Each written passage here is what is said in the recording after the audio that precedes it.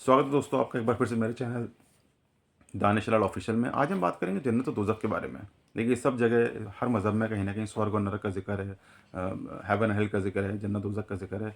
आदमी मरने के बाद स्वर्ग में जाना चाहिए, हर आदमी की ख्वाहिश होती है नरक में नहीं जाना चाहिए। बट इम्पोर्टेंट क्या है, मैं सोचता रहा कि जन्नत में क्या ऐसा है, मतलब क्या मेरी स्ट्रगल है जिसको मैं अच्छी तरह से करूँगा, क्या मेरे अचीवमेंट्स हैं जिसको लेके मैं जाऊँगा एज़ अ कॉमन मुस्लिम। अगर मैं इस्लाम की और मज़हब की नज़र से देखता हूँ तो मुझे क्या मिलेगा?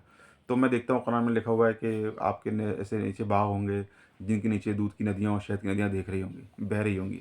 तो मुझे लगा ये तो कैसी बहुत बड़ी अचीवमेंट नहीं है इस चीज़ के लिए, कि जिसके लिए मुझे लगा जन्नत जाना ज़रूरी है। फिर कई हदीस जो रिवायतें हैं उसमें पता चला कि आगे बहुत सारी हूरें होंगी, 70 हूरें होंगी और ऐसा होगा और वैसा होगा। देन आई टॉक अबाउट कि ये तो बड़ा सेक्सुअल ओरिएंटेड डिस्कशन हो गया कि आगे बहुत सी हूरें होंगी या बादशाह के फॉर्म में होंगे, गुलाम के फॉर्म में औरतें होंगी। तो this was also not very encouraging for me to go for jannat. फिर पता चला कि ऐसे होंगी जो भी आप चीज़ चाहोगे मिल जाएगी आपको, और जो ख्वाहिश होगी मिल जाएगी। और मतलब हर चीज़ जो था डिस्कशन उसका लग्जरी से रिलेटेड था। तो मैंने कहा luxury is the only thing which I get in jannat. तो why should I wait for after after my death? Rather I should work hard in this life and strive for that luxury.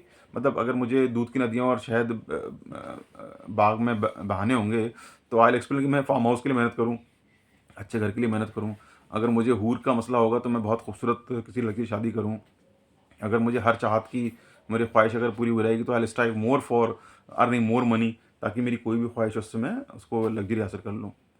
तो मेरे ज़हन में था कि हर चीज़ जो यहाँ पर पॉसिबल है मेहनत करके, अगर वही चीज़ आखिर में करके मुझे जन्नत के लिए है नहीं, तो पहले मैं जन्नत से पहले यहाँ की जन्नत को एंजॉय कर लेता हूँ।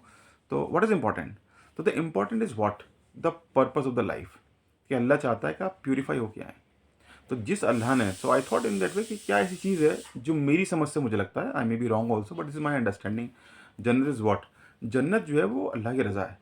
देखिए आप क्या होते हैं कि जब आप किसी इंसान को, जो आपका बुज़ुर्ग है, आप ये नहीं सोचते हैं कि गलत और सही क्या है, आप उसकी खुशी में खुश होते हैं। आपके पेरेंट्स हैं, आपके गार्जियंस हैं, इन प्रोफेशनल आपके बॉसेज हैं, सीनियर हैं। आप कुछ ऐसा काम करें जिससे वो आपको शाबाशी दें। वो शाबाशी मॉनेटरी हो सकती है, रिवॉर्ड भी हो सकती है, वो सिर्फ एक कंधे पे हाथ रख कर थपका पाना और झप्पी पा देना भी हो सकता है। आपके लिए इमोशनल वैल्यू हो सकती है उस चीज़ की, मॉनेटरी वैल्यू हो सकती है, लेकिन वो पर्पज़ नहीं होता। अगर आपका पर्पज़ एक तरफ होता है वो मॉनेटरी वैल्यू, दूसरा पर्पज़ होता है कि मेरे जो बड़े हैं, मेरे जो सीनियर हैं, मेरे प्रोफेशनल हैं, मेरे गार्जियन हैं, मेरे पेरेंट्स हैं, वो आपसे खुश हों। सबसे बड़ा गार्जियन दुनिया का अल्लाह ताला है। तो आदमी उस काम को करे जिससे अल्लाह ताला खुश हो। तो जब वो अपनी ज़िंदगी जी के वापस जाए तो उसके लिए सबसे बड़ा जो रिवॉर्ड होता है वो होता है वो अल्लाह, जिसने उसको ज़िंदगी दी, जिसने उसको जो टाइम दिया, उसमें जो भी नेमतें दी, उसको उसने यूटिलाइज़ किया अपने अच्छी तरह से, और उसको लेकर जब वो गया तो उसका अल्लाह उससे राज़ी हुआ। तो अल्लाह का राज़ी होना ही आपका रिवॉर्ड है। वो रिवॉर्ड जन्नत की शक्ल में दे, चाहे वो लोग जो यहाँ पर स्कॉलर्स कह रहे हैं सही हैं गलत हैं, बहुत सारे लोगों के व्यूज़ हैं, उस फॉर्म में दे या किसी और फॉर्म में दे, वो इमटेरियल है। क्योंकि आपने एक ज़िंदगी जी ली और आप उस जहाँ से निकल गए। अब आप उस ज़िंदगी में दाखिल हुए हैं जहाँ पर मौत कोई मौत आ जाती है, यानी कि आप हमेशा हमेशा की ज़िंदगी में हैं, यानी हमेशा हमेशा की उस अल्लाह की रज़ा के साथ हैं जिसमें आपकी स्ट्रगल जो थी वो ख़त्म हो गई।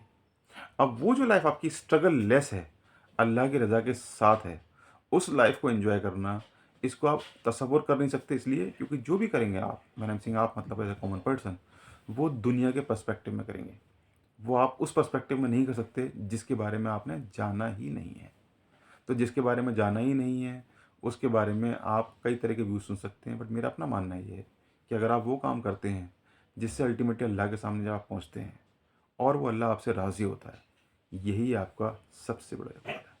तो बजाय जन्नत को उस फॉर्म में देखना जिस तरह लोग बताते हैं, या दोज़ख को उस फॉर्म में डरना जिस फॉर्म में लोग बताते हैं, आप इस चीज़ का ख़्याल अगर रखेंगे कि मैं अब इस दुनिया में जाऊँ तो मेरा वो गार्जियन, मेरा वो सीनियर, मेरा वो बॉस जिसने मुझे यहाँ आने के लिए कहा था कि यहाँ जो भी करना है ऐसा करना है, इससे मैं तुम्हें खुश हो जाऊँ, तो उससे राज़ी हो जाऊँ।